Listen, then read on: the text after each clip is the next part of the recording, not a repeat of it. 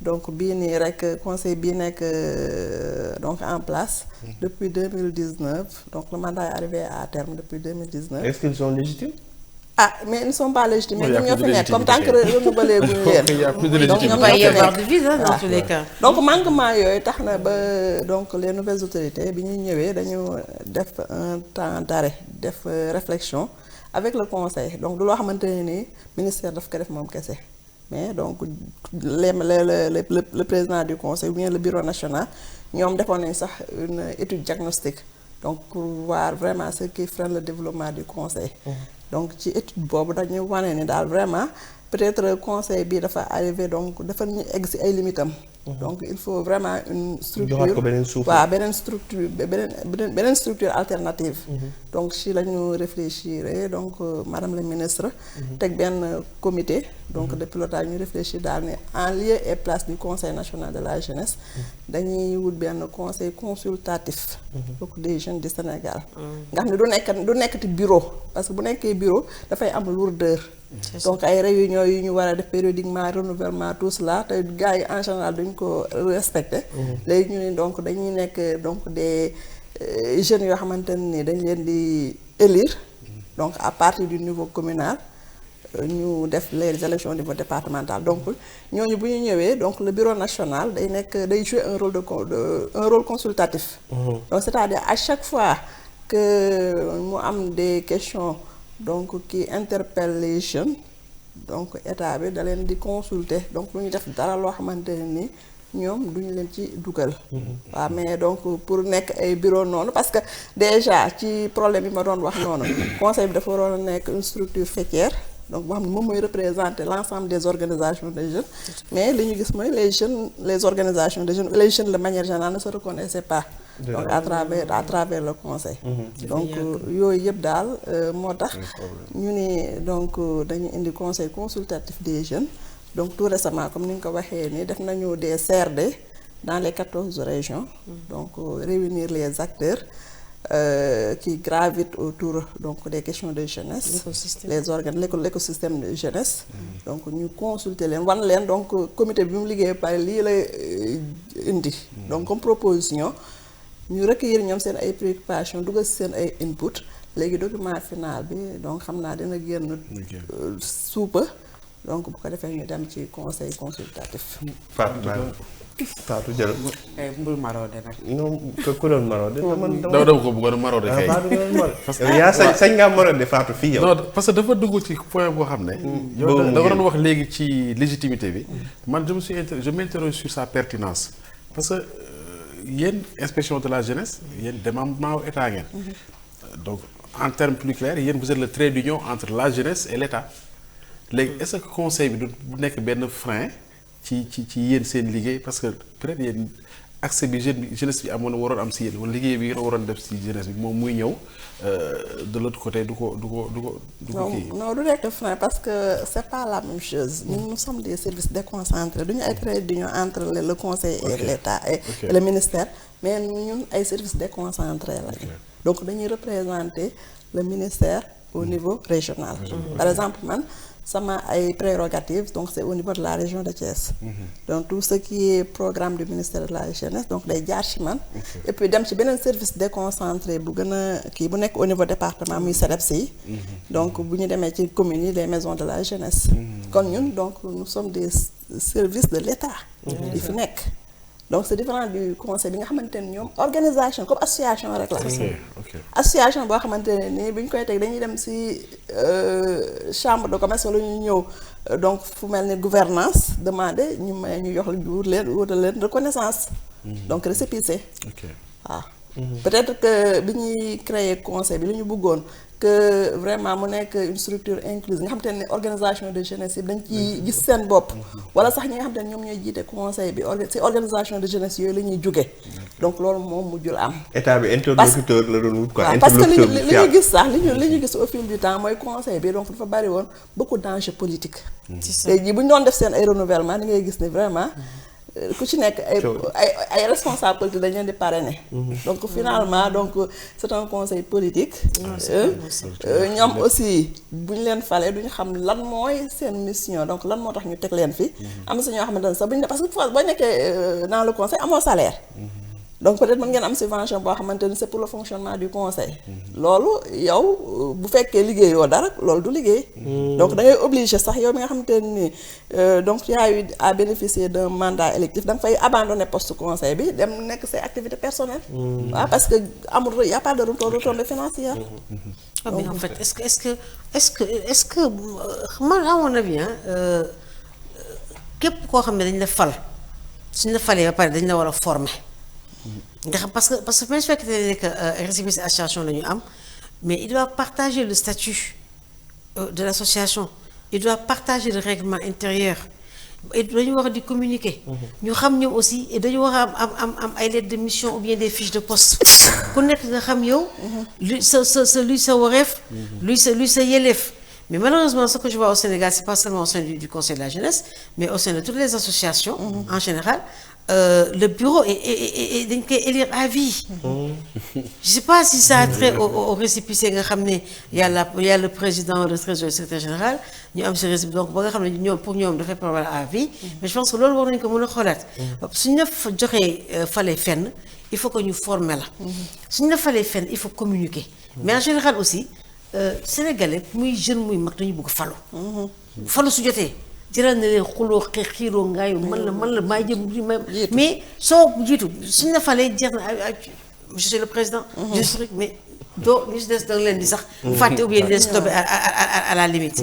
donc man pratiquement le frein que vous avez développé madame Diop man je pense que le frein c'est ça parce que su fekkee dañu def mission boo xam ne yow mokkaloo sax yow li ñu la sas lan la.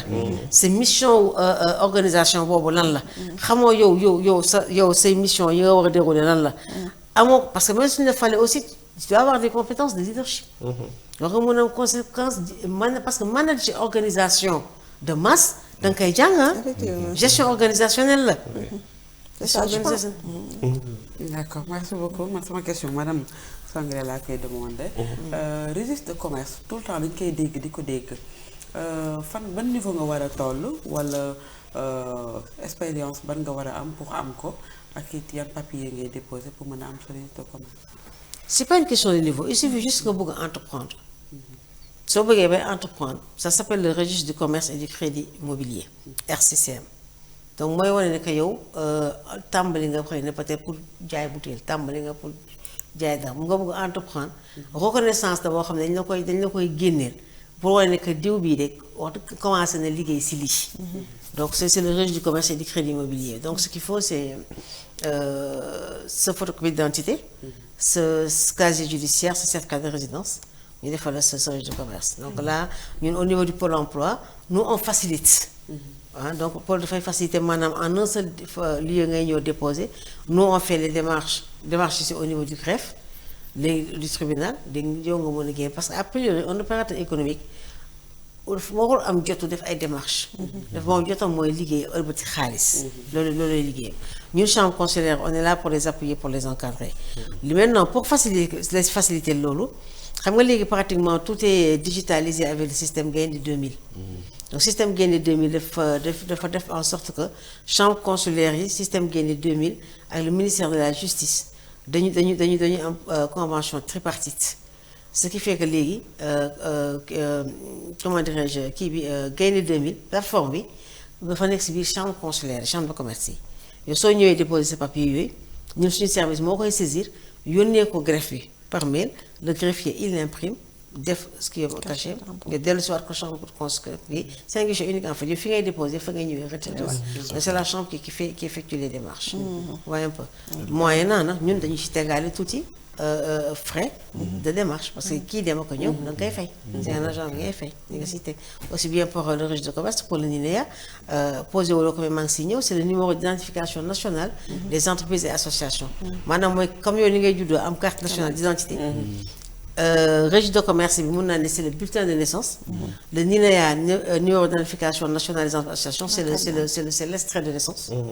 un peu léegi nag soo demee ba nga xamante ne que léegi am nga les cartes commerçants et autres mooy la suite comme mooy waa kii wut ba may la boobu. ñu bari dañ koy yàkkamti ut parce que pour faciliter seen voyage parce que léegi tout le temps da ngay gis ku commencé benn commerçant tuuti rek après benn 6 mois mu bëgg a dem voyage mu ni registre de commerce boobu neen boobu muy am dafa koy yombalal li nga xam ne. ça c'est la carte import-export.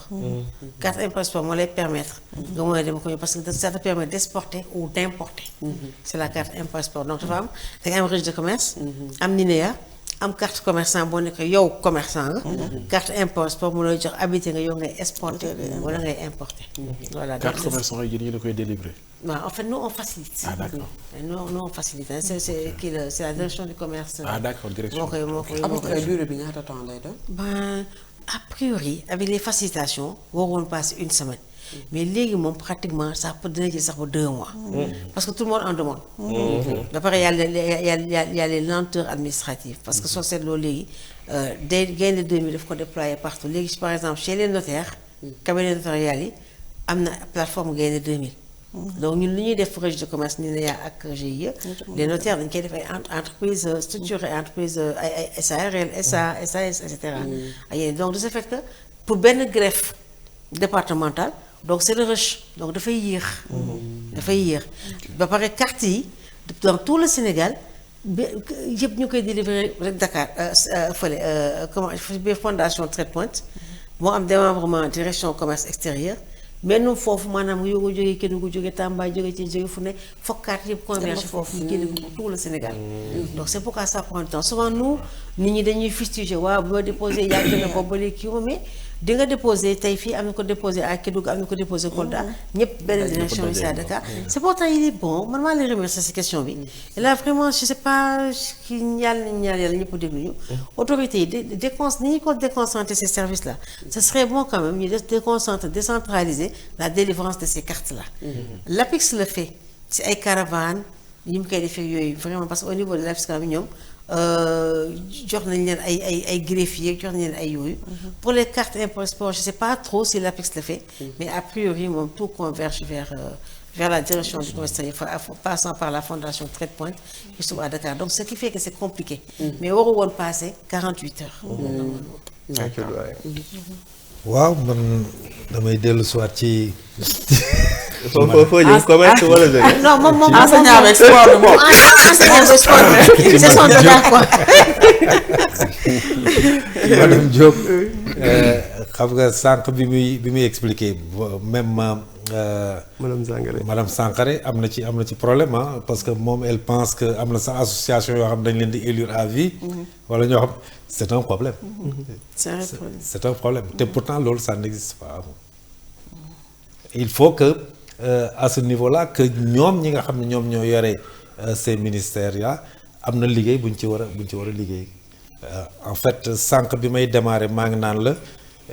léegi on a parlé de ministère de la jeunesse des sports culture bu njëkk ba c'était jeunesse sport ah. jeunesse seulement. léegi on parle am na moment boo xam ne dañu génne woon ministère de la jeunesse def ko ministère de la jeunesse tout court. c'est ça.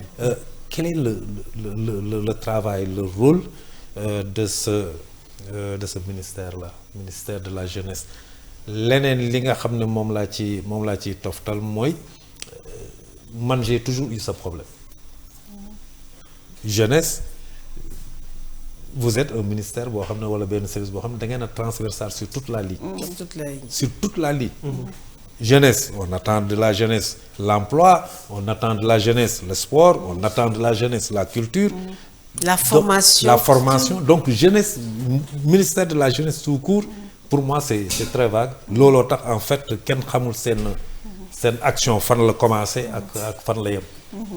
la formation d'une association xam nga association yi am na nu ñu leen di créer am na nu ñu leen di former. à mon avis c'est le rôle de ce ministre-là de former les gens nan la ñu war a créer association mais malheureusement ce sont les associations elles-mêmes qui forment des jeunes sur le plan de la formation de l'association ou bien sur le plan du fonctionnement d'une association. Votre rôle fan la commencé ak fan la yem est-ce que vous n'avez pas le sentiment que fourre-tout la moo tax xamu leen fu ngeen di commencer ak fu ngeen di jëm. waaw le sentiment que fourre-tout la donc peut-être mën nañ ko xalaat. mais xam nga tout est une question de volonté politique. donc ministère yi donc c'est l'autorité politique moom moo naan nii laa ko bëggee. donc tracé ko moo tax donc souvent on a ministère de la jeunesse tout court. parfois ministère de la jeunesse des sports et de la culture comme actuellement. parfois ñu def ministère de la jeunesse de la promotion des valeurs et cetera. et d'emploi. waaw de l'emploi demoon am na benn instant joxoon ñu emploi. donc mais je pense actuellement donc autorités dañu nekk dans une dynamique donc de fédérer donc ces secteurs-là. jeunesse sport culture. parce que comme ni nga ko waxee donc la jeunesse en tant que cible donc elle est transversale.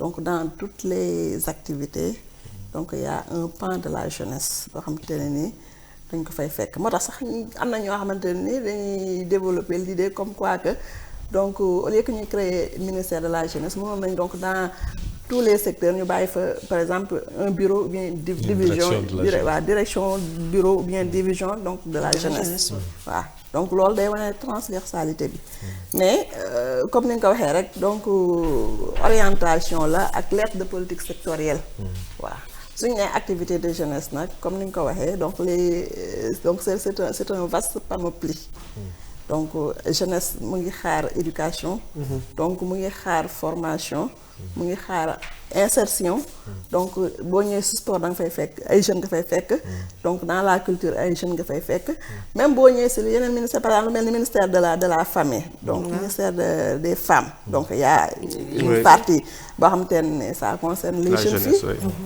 oui. donc yooyu yëpp nag donc c'est pas le seul parce que ñun suñu en tant que service ñun suñu liggéey donc souvent c'est du côté administratif donc par exemple les dañu encadrer pendant les vacances donc les activités de vacances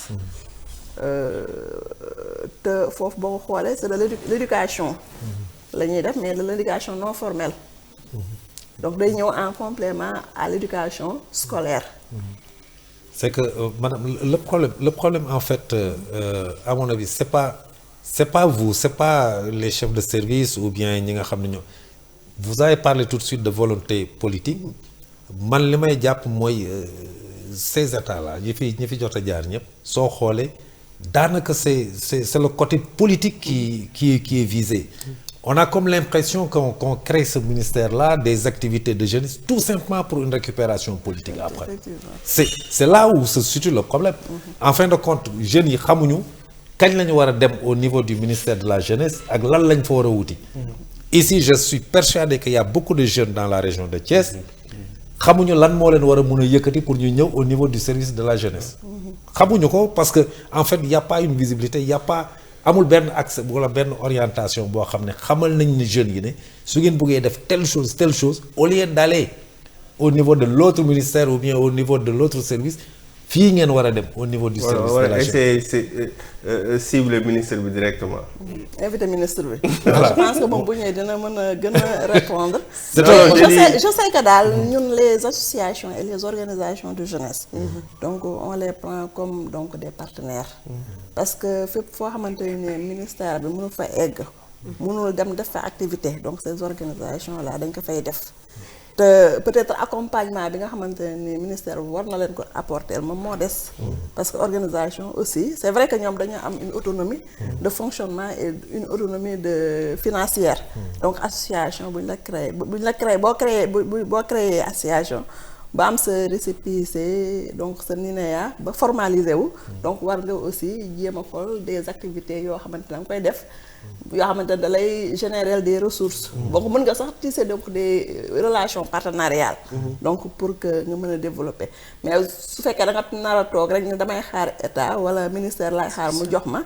te ministère bi ministère bi ci boobu sax il faut le dire. vous êtes mal à l'aise pour le dire mais nous constatons le ministère ne vous accompagne même pas ou bien accompagnement yu ndaw lay doon c'est pourquoi même seen service yi quelquefois On n'est pas trop à l'aise. Voilà. Donc, c'est parce qu'il y a réellement un problème au niveau de l'État même.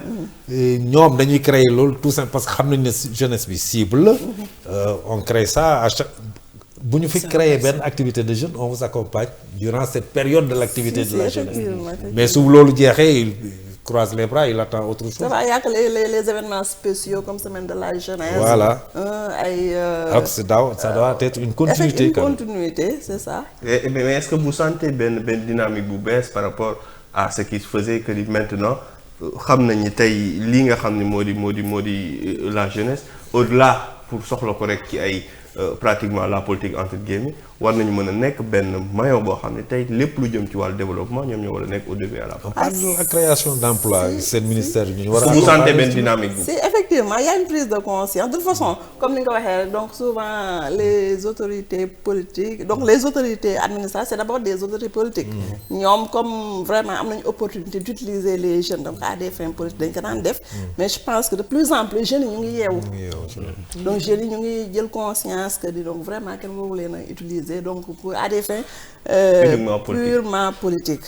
waaw actuellement je sais que dara aussi nag boo ko bëggee da nga ci def ay moyens.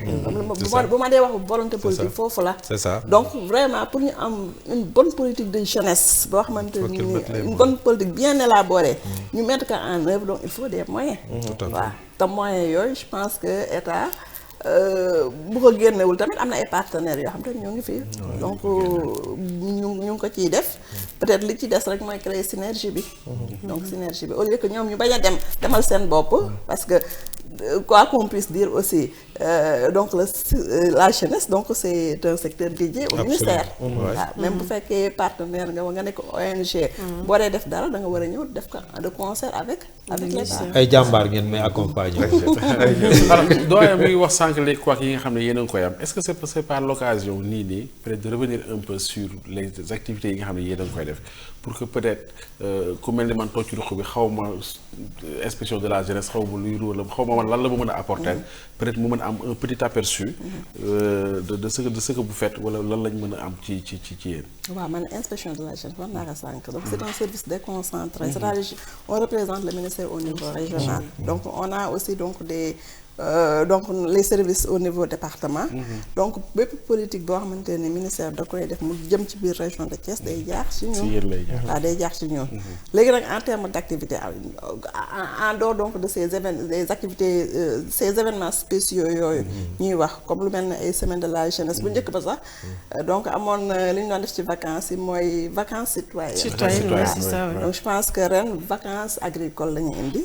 donc pour vraiment mettre à côté donc tout ce qui est folklore donc les activités mais donc dañuy orienter jeunes yi directement vers les champs donc ñu am une petite expérience de ce que c'est que l'agriculture et autres donc ñun pendant les vacances donc on travaille avec les collectivités éducatives donc les collectivités éducatives et donc dans ces collectivités éducatives ñan la ñuy jël donc sont les élèves yi nga xamante ni pendant 9 mois ñu ngi woon ci école bi donc ñu développer des programmes de vacances utiles donc dans les colonies dans les patronages dans les centres aérés donc parce que chaque année ministère ba day génn benn thème donc thème donc lié au civisme à la citoyenneté ñu former ci xale yi pendant 15 jours donc dañuy passer donc des vacances utiles donc régulièrement deux fois dans l'année dinañu organiser des sessions de formation de moniteurs et de directeurs de collectivités éducatives te ñooñu aussi donc vraiment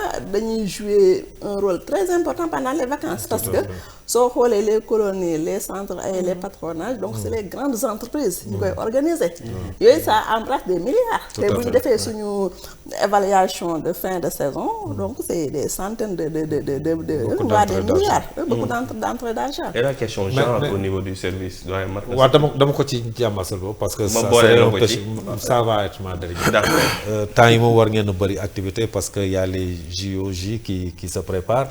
Et ça je crois que c'est une activité phare quand même pour. Les JOJ donc c'est vrai que donc c'est pour 2026 mais jusqu'à présent donc ñu centré ko au niveau déconcentré donc tout se passe au niveau central Et je sais que le ministère aussi donc est en train donc de se réorganiser comme ni nga ko waxee bu njëkk ministère de la jeunesse la woon. Maintenant ministère de la jeunesse, des sports et de la culture. Donc déclinaison boobu dafay ñëw au niveau régional. Donc def nañu appel à candidature pour la création de direction régionale de la jeunesse, sport et culture. waaw donc dafa pareeguñu donc nommé guñu kenn mais je pense que loolu il faut ñu mettre ko en place d'abord parce que boo xoolee sax loolu mooy bloqué ñun suñu fonctionnement boo xoolee suñu budget yi dañ ko téye parce que waaw parce que dañu war a jógee service donc pour aller vers une direction donc def nañu appel à candidature bi mais donc ba léegi donc nommé bu ñu kenn je pense que bu ñu ko nommé ba ñu jox ko vraiment son cahier de charge donc dinañ gën a xam vraiment ban rôle wala ban place la ñuy ministère bi joué ci en tout cas dafa war a bokk seen activité phare. balaa may dem ci madame Sangaré pour jeexal ak madame la question genre au niveau fi nga xam ne moo di service de la jeunesse de Thiès ban taxawaay ngeen ci am. question genre ñun de jotoon nañu ay instructions pour ñu créer des antennes genre au niveau régional man sama chef de service départemental bu Thiès moom moo nekk le point focal genre. ñu ngi dans la dynamique daal. Donc parce que boo xoolee question genre bi ministère de la famille et des solidarités donc moom moo ko coiffé daal. donc ak seen stratégie nationale de l'équité et l'égalité de genre. donc souvent ces activités yooyu daal si la ñuy gën a yëngatu.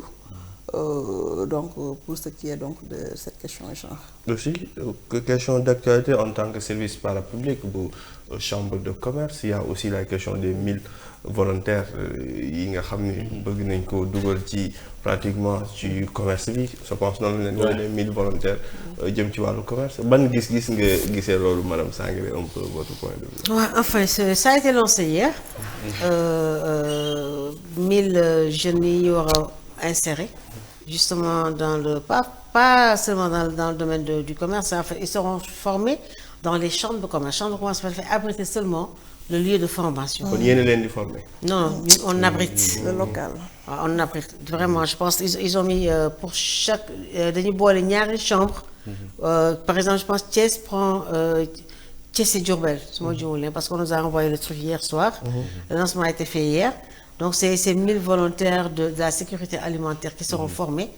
Et là vraiment j'en profite si vous le permettez lancer appel vraiment pour que les jeunes puissent s'inscrire via le lien qui est sur le site de la chambre de commerce qui est suñu inscrire comme il y a 1000 à former au niveau du Sénégal te suñu leen formé ñoom ñëpp suñu leen jëlee dañ leen formé pare jël leen le salaire de base ce sera 100 000 francs. Donc il y a des opportunités aussi ñu insérer leen ñi nga xam ne dem nañu ba am nañu benn certain niveau ñu insérer leen dans l'enseignement. Donc là aussi donc ay kii la ñuy nekk ce sont des fonctionnaires. Des volontaires pardon ce sont des volontaires donc am na ñoo xamante ne dañ dem ba mu leen insérer dans le truc. Donc c'est une bonne chose c'est vrai que dans la problématique de l'emploi des jeunes qui se pose depuis des années dans le monde entier particulièrement au Sénégal où Thiès a la part belle. Je me rappelle avant la Covid la région de Thiès au niveau national avait 16 quelques %. C'est suñu jëlee si statistique ANSD bi du taux de chômage au Sénégal. Alors que taux global du chômage soo ko boolee dans toutes les régions chômage waa Thiès moo jëloon 16% yi.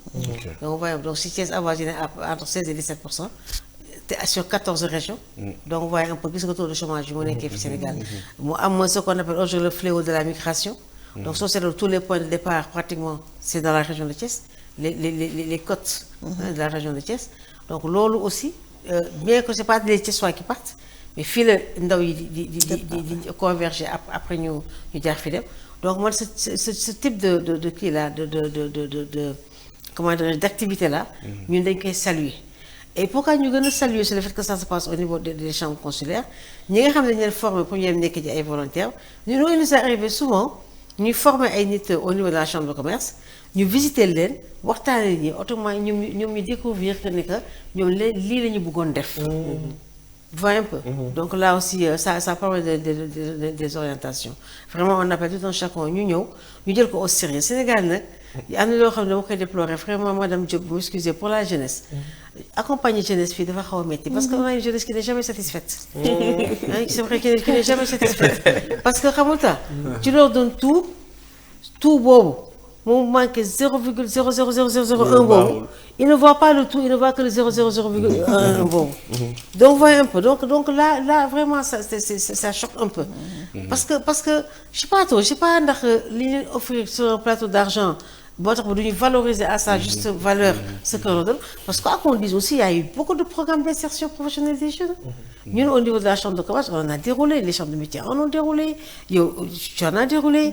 Il y a les programmes très petits, il y a tellement de programmes d'insertion. Il y a l'agence universitaire de la francophonie AIF, avec l'ISEP de Thiès. Des modules de formation sur la formalisation de la question. Donc, ils ont accompagné les. Il y a des programmes, on a accompagné, on a donné un temps, même sur les matériels budgétaires, 10 000 francs. Là. Il y a des gens qui ont démarré à 5 000 francs, à 1 000 francs qui ont réussi. Mais il faut que la jeunesse aussi prenne conscience que nous ne se fait que il faut que vraiment on m'offre. C'est on a une partie, pas tout le monde, mais une partie de la jeunesse, surtout qui sont enrôlés par les politiques, pour nous. Tout leur est dû. Surtout ça. Et en général, ils ont la grosse tête. Nous aussi, jeunes aussi, nous savons que l'idée de projet ne veut pas dire projet. Moi, je vois des jeunes qui viennent avec des projets de 50 millions, quand nous avons 10 000 francs, bon, c'est bon. Ça pose problème. Donc, pour compléter, Madame Mati, parce que peut-être que nous formaté, l'État doit créer un emploi. Mais la vocation de l'État, ce n'est pas de créer de l'emploi. C'est ça. L'État capacité de création d'emploi, c'est trop limité. Parce que nous avons le nombre de fonctionnaires au Sénégal par rapport à la démographie, donc c'est insignifiant. L'État doit créer l'environnement. Donc un bon environnement pour que donc entreprendre réussir. Donc c'est pourquoi dans le vocabulaire, donc souvent de plus en plus, les termes auto-emploi, entrepreneuriat. Donc la culture entrepreneuriat de fait nous. Donc Sénégalais peut-être les gens ont conscience. Donc le jeune Sénégalais daa ko won def. Donc et puis on était dans la bureaucratie. Boo nekkul sa bureau ñuy xëy di la fay donc chaque mois ñu lay fay salaire nga def sa costume yor sa sac da ngay def liggéeyoo.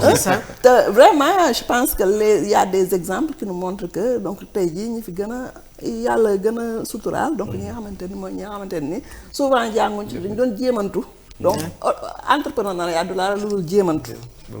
Mais est-ce que faut départ aussi parce que xalé da ngay nek xalé prix élémentaire ba ça a changé ba université pour am ñu former en entrepreneuriat c'est tout un problème. Ça a changé depuis quelques années. Parce que c'est il y a la formation duale. Ba nga xamné école entreprise la. Donc c'est des formations qui sont certifiantes. Xam da ngay def en général 4 mois en présentiel. 2 mois en insertion dans des entreprises en stage. De fait, c'est théorie, pratique, soit tu es employable. Maintenant, pour moi dire excusez-moi, auto-emploi, état, comment dirais-je, qui OADA facilite la création. Comment ça y a un registre de commerce à Guinée? Ça coûte de l'argent. Mais il y a ce qu'on appelle le statut de l'entrepreneur. Le statut de l'entrepreneur. Les jeunes ils mën nañ ko ndaw yi mën nañ ko dem juste ñu dem au niveau des impôts déclarer que ñun on est entrepreneur tu paies rien c'est gratuit hein su ma jumalee c'est juste soit tu paies mais c'est juste en termes de 2 000 francs passé au le statut de l'entrepreneur et tu as le registre de commerce qui est valable pour pendant 3 ans lenn rek moo koy dindi si 3 ans yooyu nga am si benn année boo xam ne sa chiffre d'affaires dépassé na 30 millions si année bi te xam nga loolu c'est difficile.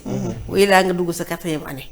Mais loolu c'est des facilitations yoo xam ne am na état yi indi nañ ko pour insertion des jeunes mais xam nga li nga wax sànq c'est-à-dire temps bi dafa gàtt mais la communication qui fait défaut non je pense que c'est faux monsieur qui l'a dit donc la communication bi ça fait défaut si mission yenn service yi dont service de la jeunesse parce que ñoom madame Diop tey jeunesse culture sport monté woon am staff bu ko buggee boo xamante ni que ni localité bu nekk ñuy dugg ko génn nga xam ne yenn kii du am parce que l'information doit circuler am na yenn programme yoo xam ne su duggee si ñoom la war a jaar seen service nga xam te ñoom peut-être ñoom ñu woo ñun ñu ñëw appuyer leen techniquement mais peut-être il y aura beaucoup de changements. donc mi ngi noonu c'est important li duuf ci nag bi yëpp xaju fi macha allah chambre de commerce lañ